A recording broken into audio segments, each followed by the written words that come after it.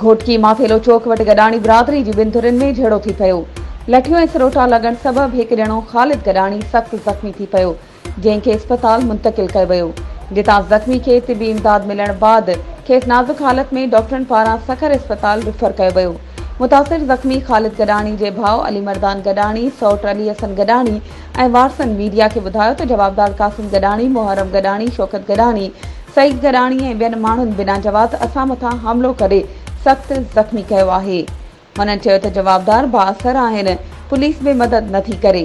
ज़ख़्मी थियल गडाणी बिरादरी जे वारसनि एसएसपी घोटकी, डीआईजी सखर ऐं ॿियनि वसवारनि खां मुतालबो कंदे चयो त मुख्य जवाबदारनि खे जल्द गिरफ़्तार करे कानूनी कार्रवाई कई वञे। हुननि चयो त इंसाफ़ न मिलियो त घोटकी सेशन कोर्ट ॿाहिरां एहतजाज कयो वेंदो।